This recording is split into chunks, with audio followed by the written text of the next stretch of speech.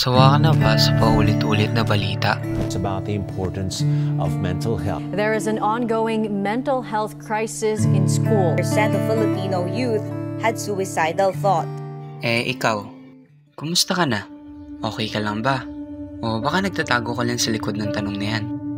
Sa bawat oras nga ay may taong nagpapakamatay sa ating bansa.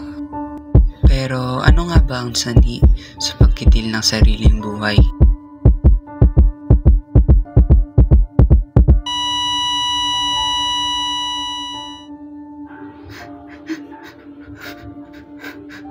Teka, tama ba talaga to? Hindi ko na alam. Hindi ko na alam. Causes of mental health problem may be vary. The first reason is family problems. Sa bawat pamilya, may mga kwento ng saya, pagmamahalan at pagtulong sa isa't isa. Ngunit, paano kung ang sariling pamilya ay ang nagdudulot ng mental health problem? Lagi na lang bang ganito? Sana, di na lang nila ako pinuhay. Oh, bakit? Anong nangyari dito? Ma, ano ba yan? Tama na po! Sali ka pa,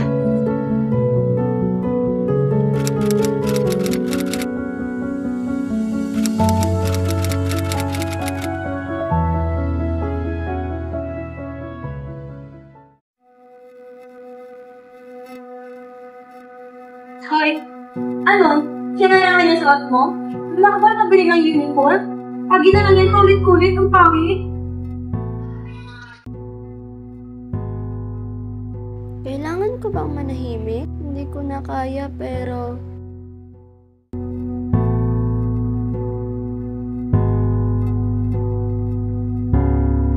Ano to?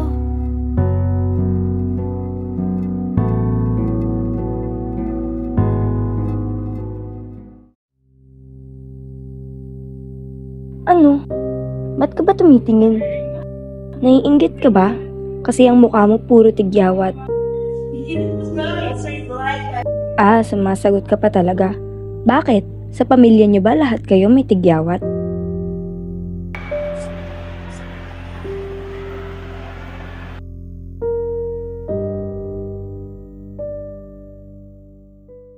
Sa panahong ito, may isang isyong lumalaganap sa mga kabataan.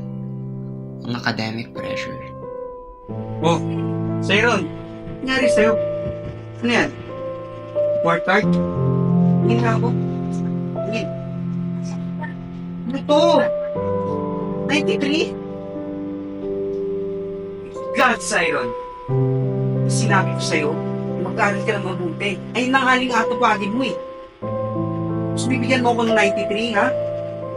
Ano na yung school mo, ha? Wala ka nga kwenta dito sa bahay. Hindi mo pumato ka pag-aaral mo. Ay, nako. Pero lagi nating tatandaan na meron tayong solusyon para dyan. Teka nga. Minabasa kasi ako eh. Mind Heaven Project. Ano to? Higit sa lahat, kami ay handang tumulong sa kahit anong paraan.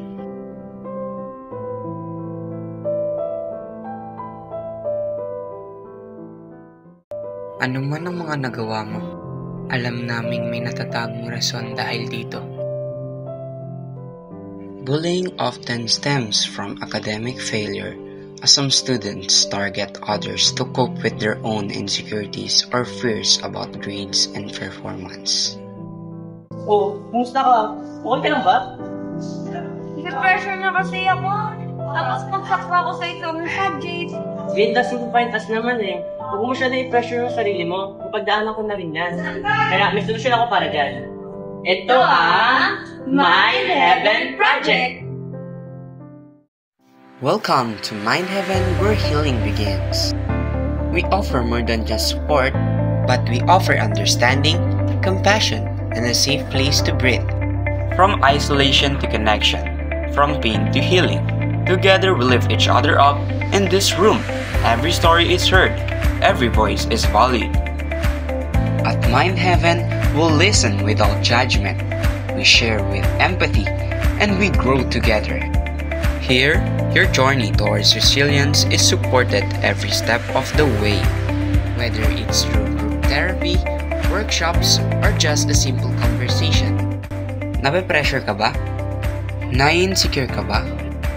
May pinagdadaanan ka ba? Feeling mo ba kalaban mong lahat? Okay ka lang ba? Hindi mo na mararanasan yan. Kaya... Join my favorite project now. Tara na!